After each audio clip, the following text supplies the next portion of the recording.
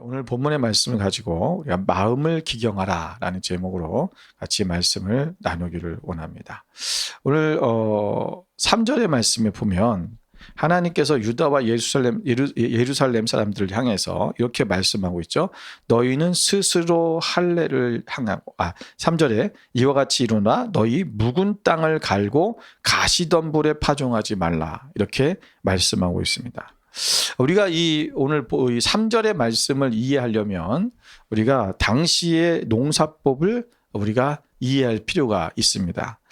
오늘날의 농사법은 우리가 대부분이 땅을 미리 갈아놓고 그리고 거기에다가 씨를 뿌리잖아요.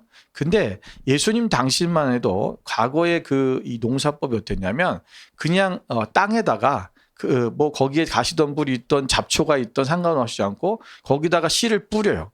씨를 뿌려놓고 그리고 나서 땅을 다시 갈아엎습니다. 그러면 씨가 뒤집어져서 땅 속으로 들어가서 거기서 이제 자라나는 거예요. 그래서 이런 방법들로 했기 때문에 오늘 우리가 사실 그런 농사법은 오늘 좋은 농사법은 아니지만 예수님 시대까지만 해도 그런 전통적인 농사법으로 농사를 지었습니다.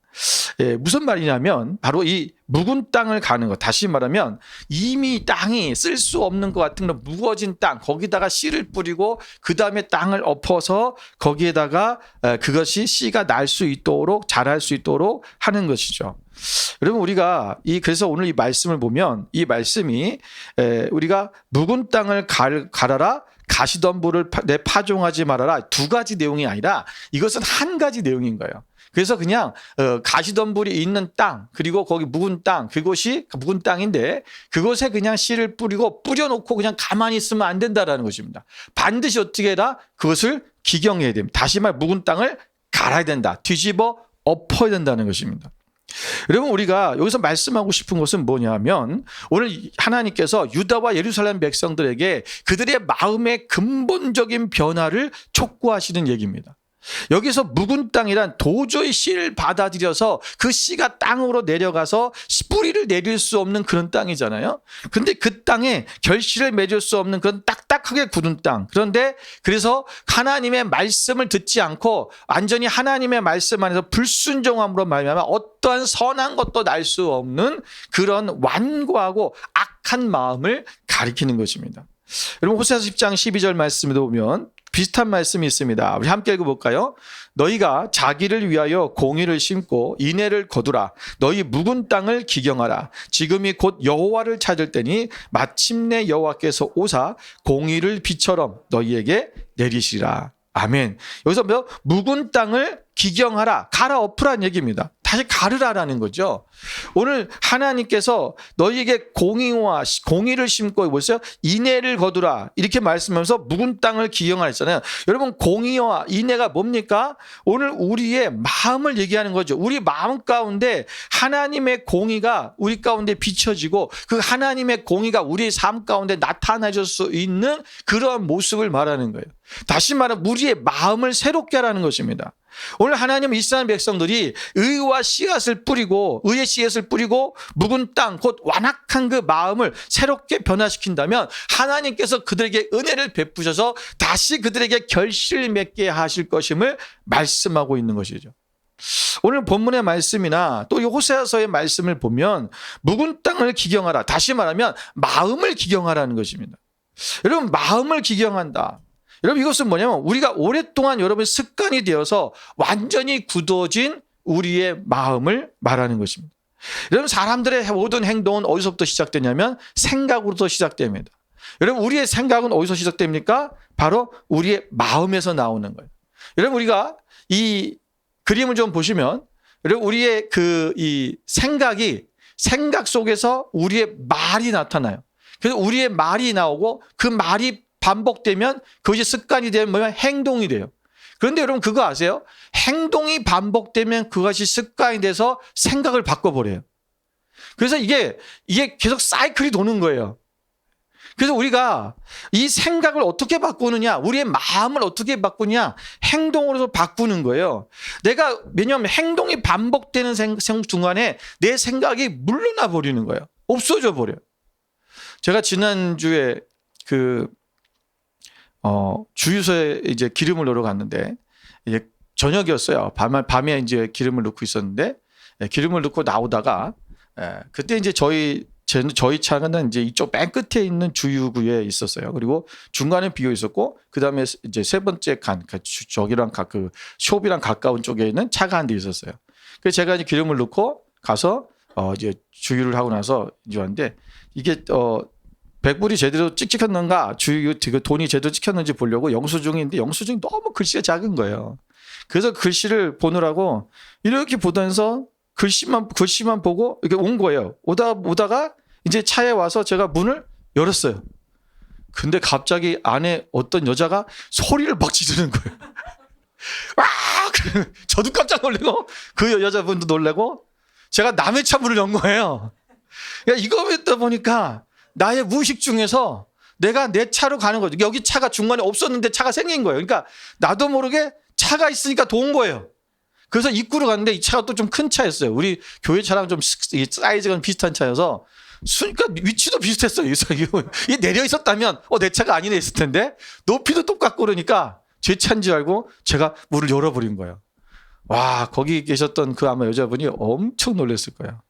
제가 미안하다 그러고 내가 지금 잘못 이거 신경 여기 쓰다가 내 차인 줄 알았다 그랬더니 그 사람이 웃었더라고요. 그래서 이제 했는데 여러분 우리가 행동이 계속 거기서 내가 습관적 행동으로 나가다 보면 나의 이 생각이 없어져 버려요. 여러분 잠언서 23장 7절 말씀을 볼까요? 한번 읽어보겠습니다. 함께 있습니다. 대저 그 마음의 생각이 어떠하면 그 위인도 그러한즉 그가 내게 먹고 마시라 할지라도 그의 마음은 너와 함께하지 아니함이라. 우리의 마음의 생각이 어떠한 거에 따라서 그 사람이 어떤 사람인가 그게 나타난다는 거죠. 우리의 행동을 통해서 그 사람이 어떤 사람인지를 볼 수 있는 거야. 그런데 여기 보면 뒤에 보면 좀 재밌어요. 뭐라고 하냐면 네가 그가 네게 어떤 사람에게 야 먹고 마셔 라고 할 때 그렇게 말은 한다는 거예요. 먹고 마셔라고 행동을 하는데 그의 마음은 너와 함께하지 않는다. 그게 뭐예요? 마음이 없이 행동하는 걸 말하는 거예요. 그러니까 우리가 이 습관적이 되어버리면 마음이 없이도 내가 생각이 없이도 행동하고 있을 때가 있다는 것입니다. 여러분 행동이 지속되면 그것이 습관이 됩니다. 우리가 이 습관이 지속되면 그것이 계속 생활 속에서 반복되면 그것이 뭐예요? 문화가 되어버려요. 이 문화가 우리 가운데서 이 과정을 지키고 우리가 지나고 그것이 지속되면 그것이 전통이 되어버립니다. 여러분 이 전통이 계속되면 그것이 어떤 하나의 가치관이 되어버리고 교리가 되어버리고 그리고 사람의 지침이 되어버려요. 그게 뭐예요? 고정관념이 생겨버리는 거예요. 그러니까 내가 행동을 우리의 마음밭을 우리가 갈지 아니하고 우리가 그냥 하던 대로 행동하기 시작하면 이것이 우리의 고정관념으로 바뀌어서 그것이 그냥 옳은 것처럼 생각해 버린다는 거예요. 이거를 우리는 묵은 경험이라고 얘기하는 거예요. 이것은 낡은 경험이에요. 다시 반복되는 경험. 그래서 아무 생각 없이 하는 거. 그래서 우리는 이걸 뭐라고 얘기하냐면 내가 익숙하다 얘기하는 거예요. 그래서 익숙한 대로 생활해요. 우리가 신앙생활 하는데도 마찬가지예요. 우리가 하나님 앞에 믿음의 생활하면서도 내가 예전에 내가 어렸을 때부터 신앙생활 했던 사람들은 그때 신앙생활 했던 대로 그냥 그것이 전통이 돼서 고정관념이 돼서 그것이 익숙한 대로 신앙생활하고 있는 거예요. 그러니까 교회 나와서 앉아있는데도 불구하고 그냥 익숙한 대로 나와 있는 거지 하나님을 정말 예배하고 내가 하나님을 어떻게 섬기고 어떻게 하나님 앞에 나아갈까를 고민하지 않아요. 우리의 마음이 바뀌지 않는다는 것입니다. 여러분 새로운 역사라는 것은요 우리가 하나님 앞에 익숙한 것으로부터 벗어나야 한다는 거예요. 여러분 과거에 영국에 오랫동안 자존심을 걸고 만들어낸 세계적인 백과사전이 있었어요. 여러분 알다시피 브리테니카죠. 이 브리테니카 백과사전은 1768년에 스코틀랜드에서 설립된 회사가 만든 거예요. 여러분 200년이 넘는 전통을 자랑하는 그런 백과사전이었어요. 우리 백과사전 그러면 브리테니카 전 세계적으로 유명한 거예요. 도서관에 없는 데가 없고요. 예. 부잣집에는 다 이 책이 있어요. 너무나 양이 많아요. 처음에 3권으로 만들었던 게 지금 뭐 엄청나잖아요. 예. 여러분 그때 이게 1990년대만 해도 연 6억 5천만 불이라는 매출고를 올렸대요. 대단하죠. 그런데 여러분, 문제가 생기기 시작했어요. 그로부터 4년 후 1994년, 98년 이때에 무슨 일이 생겼냐면 마이크로소프트사와 글로리아라는 두 회사에서 백과사전이 CD롬으로 나오기 시작했어요. 여러분들 아마 기억나실 거예요. 예, 저도 이 CD롬을 썼는데 여러분 이거 그냥 CD롬 넣으면 모든 정보가 다 들어있어요. 한 장에. 그런데요. 브리테니카가 회사가 이 CD롬이 등장할 때 이 사람들이 착각을 했어요. 뭐냐면 이거 있어봐야 사람들이 별로 안 볼까. 우리가 책이 얼마나 중요한 건데. 사람들은 계속 책을 못 보고 책이라는 것은 없어지지 않는다고 생각을 했어요. 그리고는 결국은 그들은 개발하지 않았고 제3위로 밀려나고 말았습니다. 여러분 이것은 정말 아무것도 없고 앞으로 이것이 크게 어떻게 발전해 나가고 어떤 식이 될지를 브리테니카는 모르는 거예요. 시대의 흐름을 감지하지 못하고 오직 역사와 전통을 고집한 결과로 브리테니카는 거의 망해지고 말았습니다. 1999년에 이 회사는 헐값에 팔리고 말았고요. 그 명예는 역사의 뒤안길로 사라지게 되었습니다. 여러분 창조라고 하는 것은 새로운 큰 변화를 말하는 것입니다. 고린도후서 5장 17절의 말씀에 보면 이렇게 말씀했습니다. 그러든지 누구든지 그리스도 안에 있으면 새로운 피조물이라. 이전 것은 지나갔으니 보라 새 것이 되었다. 여러분 새로운 피조물이라는 것은 new creation이라는 거예요. 다시 창조했다는 것입니다. 이전의 것을 고집하고 이전의 것대로만 나가려다 보면 우리가 결국 망한다는 거예요. 여러분 다시 말하면 변화라는 것은 여러분 스스로 이루어지는 것이 아니라 생명을 살리려면 생명이 나타나면 생명은 거슬러 올라가는 힘이 있어야 생명적으로 다시 태어나게 된다는 것입니다. 여러분 연어들 보십시오. 여러분 연어들이 알을 낳기 위해서 그 바다에서부터 넘어와서 강으로 들어가고 그 산천으로 올라갑니다. 여러분 저들이 그 물살을 그 어마어마한 강물의 물살을 거슬러서 뛰어 올라가요. 왜 그렇습니까? 그들이 강에 가서 자기들이 태어났던 그곳에 가서 거기서 알을 낳아야지만이 연어가 번식하고 종족이 살아나기 때문에 그런 거예요. 만약에 이들이 거슬러 올라가지 않고 그냥 물살이 흐름대로 살아간다면 여러분 그것은 거기에 머물러 있는 것이 아니라 그것은 멸종하는 거예요. 망하는 거예요. 생명을 살린다는 것은 뭐냐? 우리가 거슬러 올라가는 변화예요. 변화라는 것은 우리가 하기 어려운 것들을 그것을 돌파하고 나가는 거예요. 그것이 안 되면 변화를 이룰 수가 없어요. 그래서 내가 이전에 했던 대로 식감대로 또는 익숙한 대로 신앙생활하면 안 된다는 것입니다. 오늘 하나님께서 말씀하시는 거예요. 너희가 마음을 기경해라. 변화받아라. 다시 그것을 마음을 갈아엎어라라는 거예요. 너희가 우상 숭배를 하고 하나님을 떠나 있던 그 마음들로부터 너희들이 다시 갈아엎어서 새로운 하나님이 원래 너희들을 창조했던 그 모습으로 다시 돌아와서 하나님 앞에 나아가라는 것을 말씀하고 있는 것입니다. 여러분 로마서 12장 2절에 뭐라고 말씀했습니까? 한번 같이 읽겠습니다.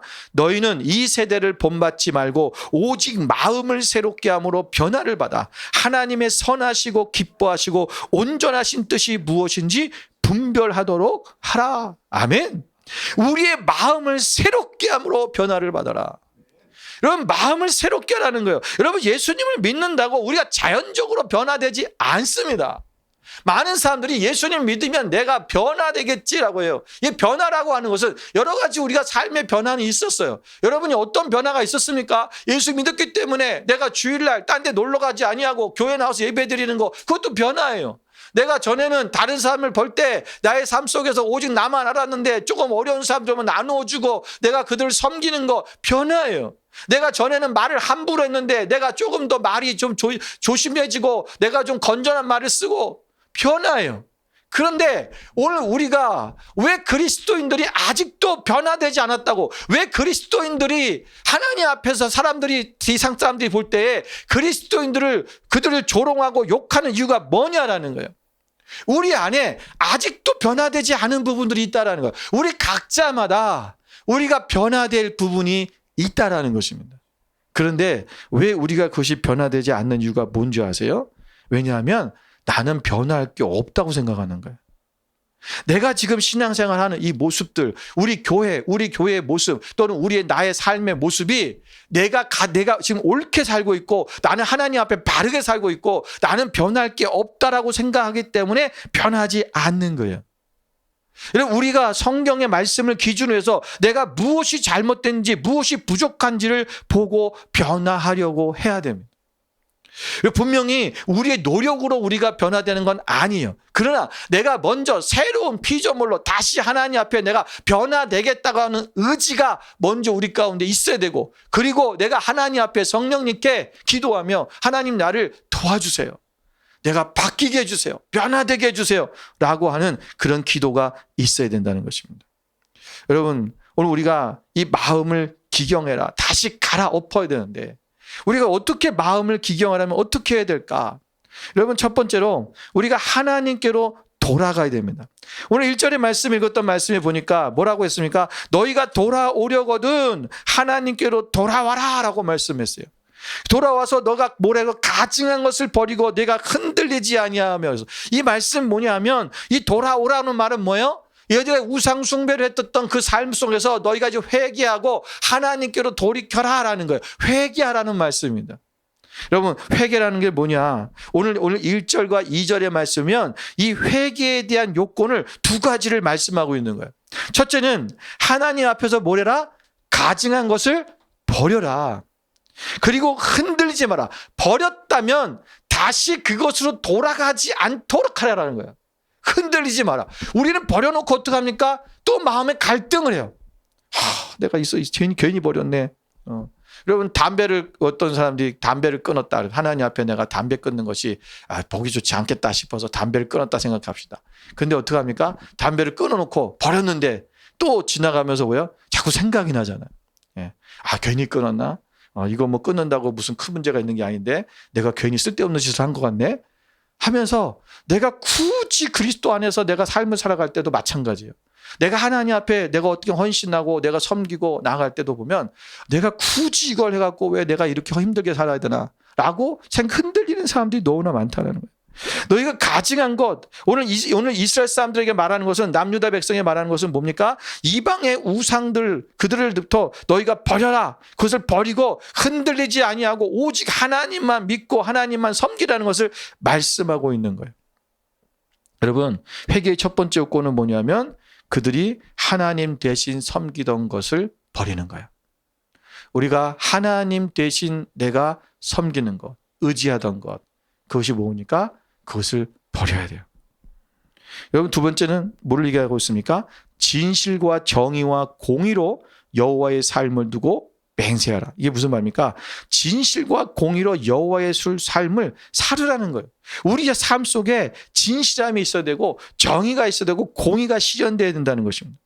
우리 마음에 어떠한 거리낌이나 거짓이 없이 우리가 전심으로 우리가 하나님만을 섬기며 살아가는 것을 말하는 것입니다. 여러분, 회개에는 죄를 고백하고 용서를 구하는 것 이상으로 중요한 게 있습니다. 그게 뭡니까?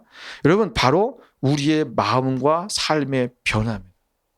여러분, 우리가 죄악된 마음, 죄악된 삶을 버리고 하나님을 섬기고 하나님의 말씀에 순종하여 선을 추구하는 삶을 살아야 된다는 것이죠. 여러분, 이것은 회개에 있어서 죄를 고백하고 단순히 그냥 용서를 구하고 잘못했어요 라고 거기에 끝나서는 안 된다는 거예요. 여러분, 우리가 자녀들이 여러분 잘할 때 부모에게 뭔가 잘못을 했을 때 잘못했어요 용서해 주세요 라고 용서해 주잖아요. 그럼 잘못했어요 그 말로 끝나는 것이 아니라 다시는 그러한 행동을 하지 않는 거잖아요. 우리는 그렇게 자녀들한테 얘기하면서 또 다른 사람에게 그렇게 우리는 평가하면서 왜 우리는 하나님 앞에서 그런 모습으로 나가지 못하냐라는 거예요. 오늘 우리가 하나님 앞에 죄를 지은 것, 그것이 있다면 그것을 반드시 우리의 삶 속에서 그냥 말로만 하는 것이 아니라 우리의 행동과 삶의 변화가 있어야 된다는 것입니다. 여러분, 세례 요한이 회개와 합당한 열매를 맺으라고 그렇게 백성들에게 말했습니다. 누가복음 3장 8절 같이 한번 읽어볼까요? 그러므로 회개에 합당한 열매를 맺고 속으로 아브라함이 우리 조상이라 말하지 말라. 내가 너희에게 이르노니 하나님이 능히 이 돌들로도 아브라함의 자손이 되게 하시리라. 아멘. 여러분, 우리가 너희가 회개에 합당한 열매를 맺어라 라고 말씀해요. 그들이 지금 회개하라 천국이 가까웠다라고 세례요한이 외치니까 이스라엘 백성들이 지금 세례요한에 가서 뭘 받은 거예요? 침례를 받으러 왔어요. 세례를 받았어요. 그들이 자기의 죄를 씻기 위해서 온 거예요. 그런데 세례요한이 거기서 멈추면 안 된다고 말하는 거예요. 너희가 물로 씻는 것 그게 아니라 너희가 이 회개를 했다면 진정한 회개에 합당한 열매가 있어야 된다라는 거예요. 회개에 합당한 열매가 뭘까요? 여러분 이스라엘 백성들도 물어봤어요. 세례요한에게. 그래 합당한 열매가 뭡니까? 라고 물어봤더니 여러분 세례요한이 백성들에게 이렇게 말했습니다. 너희가 옷 2벌 있는 자는 없는 자에게 옷을 나누어줘라. 여러분 2벌 있는 자를 하나 나눠주라는 거예요. 먹을 것이 있는 자도 그렇게 해라. 네가 먹을 게 있으면 반을 나눠주라는 거예요. 여러분 그러니까 세리들도 물어봅니다. 우리는 어떻게 열매를 맺어야 됩니까? 너희가 부과된 것 외에 세금으로 부과된 것 외에 세금을 더 걷지 말아라. 그때 당시에 세리들은요 로마에서 부과한 세금을 너 저 사람에게 100불 세금 받아야 돼. 그러면 200불을 받아서 100불은 지가 먹고 100불은 로마에게 바쳤어요. 그거 하지 말라는 거예요. 그러니까 군인들도 물어봅니다. 우리는 어떻게 열매를 맺어야 됩니까? 그러니까 군인들에게 말합니다. 너희들은 사람에게서 강탈하지 말고 거짓으로 고발하지 말고 받는 급료를 족한 줄로 알아라. 여러분 오늘 이스라엘 백성들에게 또 이 세리들에게 또 군인들에게 세례 요한이 말하는 합당한 열매 공통점이 뭐예요? 욕심을 내지 말라는 거예요. 욕심 부리지 말아라. 탐욕을 부리지 말아라 하라는 거예요. 다 그렇잖아요. 너희가 나누어주라. 욕심 부리지 말라는 거죠. 더 가지려고 하지 말라는 거예요. 세금을 더 거두지 말아라. 부과된 거 외에는. 군인들 보고 강탈, 남의 것을 빼앗고 다른 사람들 것 힘으로 빼앗고 거짓으로 고발해서 돈을 받는 이런 일 하지 말아라는 거예요. 너희 받는 급료를 족한 줄 알아라. 여러분 야고보서 1장 15절에 뭐라고 말씀했습니까? 욕심이 잉태한 즉 죄를 낳고 죄가 장성한 즉 사망을 낳느니라. 여러분 우리의 모든 죄의 시작은 어디서부터 오냐면 욕심으로부터 오는 거예요. 더 가지고 싶고 더 누리고 싶고 더 내가 많이 하고 싶어하는 그것 때문에 오늘 우리가 이 죄 가운데 빠지는 것입니다. 오늘 우리가 잘못했던 이 삶에서 돌이키는 것입니다. 회개의 열매를 맺으라. 여러분 우리 애가 안에 있는 나의 욕심, 나의 탐욕 이것이 무엇입니까? 오늘 그것을 우리가 과감하게 버리고 흔들리지 아니하고 하나님께로 돌아가야 된다는 것입니다. 두 번째는 마음의 할례를 받아야 됩니다. 오늘 4절을 보십시오. 유다인과 예루살렘 주민들아 너희는 스스로 할례를 행하여 너희 마음 가죽을 베고 나 여호와께 속하라. 여러분 여기서 여러분 할례를 하는 것은 여러분 할례가 우리가 뭔지 아잖아요. 이스라엘 백성들은 나면서 8일째가 되면 할례를 행했습니다. 그것이 뭐냐? 하나님의 백성이라고 하는 증표였어요. 여러분 이것이 외적인 하나님의 언약의 백성의 증표였지만 그러나 이것은 하나님께서 그들로 통해서 그냥 너네가 외적으로 너는 유대인이야 이것만 나타나려고 하는 것은 아니겠죠. 다시 말해 무슨 형식이에요? 오늘 그들이 그 표피를 베서 할례를 하는 것처럼 오늘 우리의 마음도 하나님 앞에 거듭나라는 거예요. 다시 태어나는 것입니다. 너희가 이제 육신으로 태어났는데 8일 만에 할례를 행해버린 거 왜 8일 만에 했을까요? 네가 세상의 때가 묻기 전에 너희들이 세상의 때가 묻기 전에 세상에 다른 지식들이 들어가기 전에 하나님 앞에서 다시 태어나라는 거예요. 오늘 우리는 그것을 거듭남이라고 말하는 것입니다. 중생이라고 얘기하는 거예요. 우리는 예수 그리스도를 믿는 순간 우리는 다시 태어나는 것입니다. 우리가 내적 실체들이 다시 하나님 안에서 다시 태어남으로 말미암아 하나님의 사람이 되는 거예요. 오늘 고린도서 7장 19절의 말씀에 뭐라고 했냐면 할례를 받는 것도 아무것도 아니요 할례 받지 아니하는 것도 아무것도 아니로되 오직 하나님의 계명을 따름이니라. 지킬 따름이라. 오늘 사도 바울이 말씀하는 거예요. 여러분 그는 유대인 중에 유대인이에요. 그런데 할례를 받든지 안 받든지 상관없다라는 거예요. 우리가 이 할례를 받아라고 하는 것, 너희가 이것은 하나님께서 말씀하시는 게 뭐냐? 너희의 마음의 가죽을 베라. 마음의 할례를 하는 거예요. 우리의 마음이 다시 새롭게 태어나라는 것입니다. 우리 이전에 가지고 있던 우리의 생각들, 우리의 마음들, 내가 어떤 마음을 가지고 있는가? 여러분, 그것으로부터 내가 이제는 하나님이 원하시는 하나님의 마음으로 다시 생각을 바꾸고 우리의 마음이 다시 태어나야 되는 거예요. 이 결단이 먼저 일어나야 되는 것입니다. 이게 안 일어나고 예수 믿으니까 예수 믿어도 그 모양 그 꼴인 거예요. 오늘 우리가 하나님 앞에 정말 나의 마음을 바꿔내야 돼요. 여러분, 요한복음 3장 3절에 보니까 예수님께서 이렇게 말씀하셨습니다. 예수께서 대답하여 이르시되 진실로 진실로 내게 이르노니 사람이 거듭나지 아니하면 하나님의 나라를 볼 수 없느니라. 니고데모가 예수님을 찾아왔습니다. 여러분, 그가 하나님 예수님 앞에 어떻게 하면 내가 영생을 얻겠습니까? 물었을 때 그가 말씀하시기를 내가 거듭나야 되겠다라고 말씀했어요. 여기서 거듭난다라는 말은 여러분 겟네테아노셀이라고 해요. 이 겟네테아노셀이라는 말의 뜻이 뭐냐면 그것이 다시 태어난다는 뜻입니다. 여러분, 다시 태어난다, 거듭난다. 근데 이것이 그 원어적인 원래 의미가 뭐냐면 위로부터 태어난다는 뜻이에요. 위로부터는, 그러니까 우리가 어머니로부터 육신으로부터 태어난 것은 우리가 육신으로 태어난 거지만 우리가 거듭난다는 것은 하나님으로부터 위로부터 태어나는 거예요.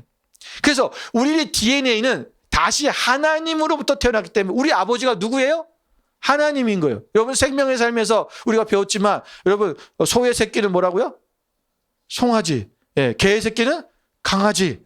예, 여러분, 말의 새끼는 망아지인 것처럼 어디서 태어났냐가 달라지는 거예요. 사람에게서 태어났으면 그냥 사람의 아기예요. 그러나 하나님 아버지로부터 다시 태어났다면 우리는 누구예요? 하나님의 자녀인 거예요.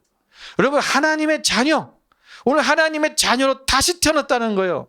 그러면 우리는 하나님이 원하시는 대로, 하나님이 원하시는 그 원하는 그 말씀대로 살아가야 되는 것이 우리의 운명이고 그것이 당연한 거 아니겠어요? 오늘 하나님이 나에게 뭐라고 말씀하시는가? 오늘 성경의 말씀을 보면 하나님이 우리가 이 땅에서 어떻게 살아야 될 것인가를 조목조목 하나님께서 세밀하게 말씀하셨잖아요. 오늘 우리는 그 말씀으로 살려고 우리는 우리의 마음을 갈아야 됩니다. 여러분, 기독교 신앙은 형식이 중요한 것이 아닙니다. 그 내용이 중요한 거예요. 분명히 형식이란 것도 필요는 해요. 그러나 그 형식은 내용을 담기 위한 하나의 그릇일 뿐입니다.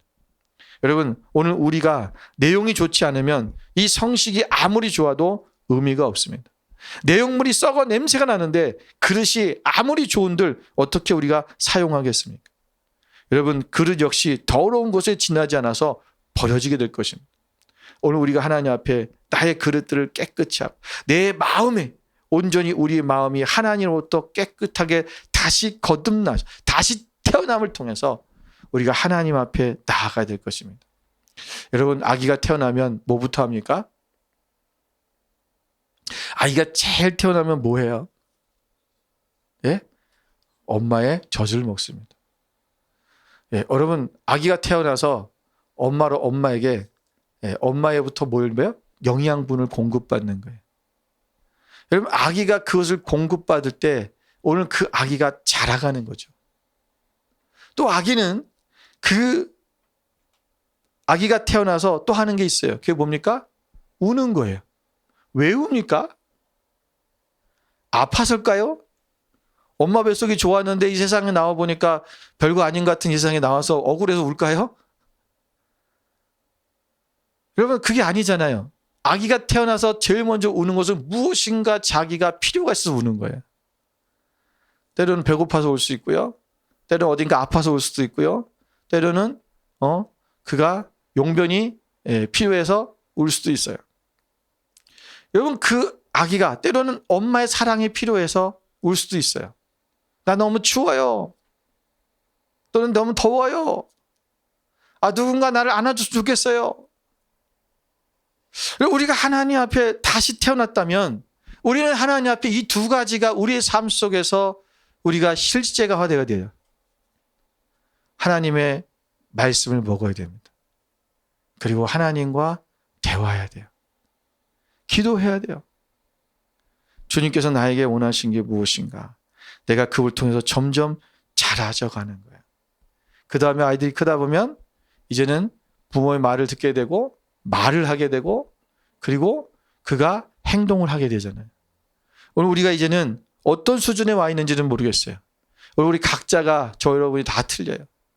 내 수준에 맞게 우리가 거듭난 사람으로서의 그 삶이 하나님 앞에 반응되어져야 돼요. 나는 어떤 사람인가? 오늘 주님 앞에 그렇게 살아가는, 그래서 완전히 새로운 삶으로 우리가 바뀌어지는 여러분의 삶이 되시기를 주님의 이름으로 축원을 드립니다. 마지막 세 번째는 우리는 좋은 땅이 되어야 됩니다. 여러분, 묵은 땅을 기경하면 당연히 좋은 땅이 되겠죠. 이 좋은 땅이 되어서 씨가 이제 그 땅 속으로 들어가서 이제 그 씨의 뿌리가 내리고 그리고 이 씨가 싹이 돋아날 것입니다. 그리고 언젠가는 결실을 맺게 될 것이죠. 여러분, 이 좋은 땅이란 무엇을 말하냐면 누가복음 8장 15절을 같이 읽겠습니다. 함께 있습니다. 좋은 땅에 있다는 것은 착하고 좋은 마음으로 말씀을 듣고 지키어 인내로 결신하는 자니라.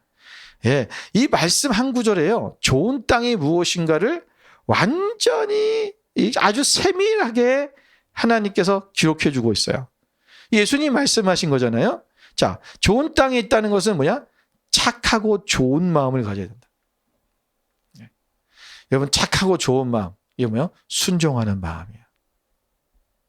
착하고 좋은 마음은요, 순종하는 거예요.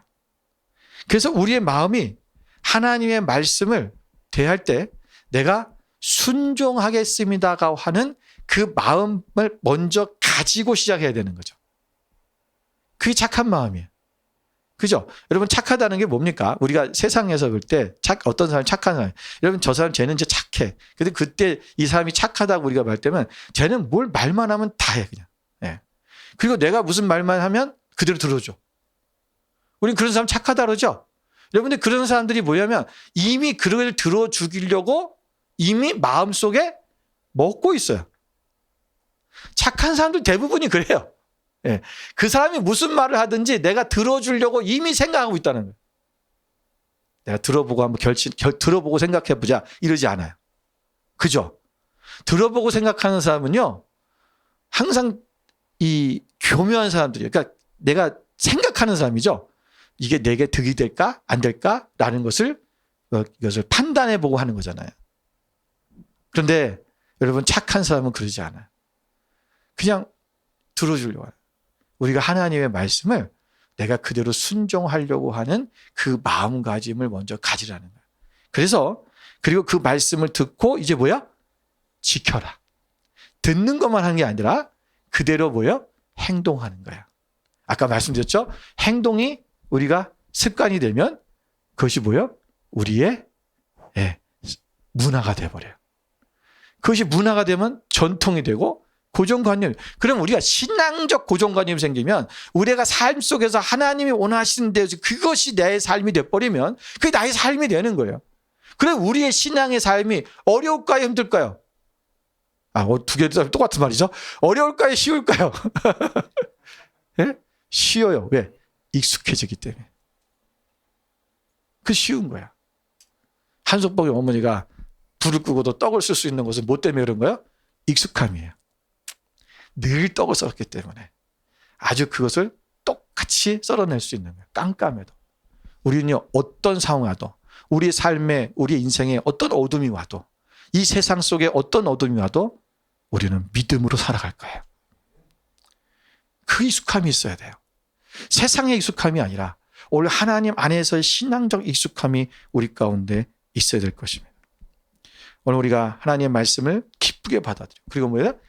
인내로 결실해야 된다. 말씀을 지키는데 문제는 뭐냐면 아까도 말한 것처럼 어려움이 오면 흔들려 버려요. 이것이 우리가 인내함으로 우리를 끝까지 지켜나가는 믿음이 있어야 된다는 거죠. 여러분, 마음을 기경한다는 것은 단순히 나를 자기 개발하는 그런 수준이 아닙니다. 내가 명상이나 하고 나를 조금 개발시키는 그런 것이 아니라 하나님의 은혜를 받아들여서 진정한 변화를 추구하고 내가 다시 새로운 사람으로 태어나는 성경적 원리를 말하는 것입니다. 우리가 날마다 마음을 새롭게 하고 또 기경하고 또 기경해서 우리가 하나님께 더 가까이 나가고 그분의 뜻에 순종하며 나가는 여러분 되시기를 주님의 이름으로 축원을 드립니다. 우리 함께 기도하겠습니다.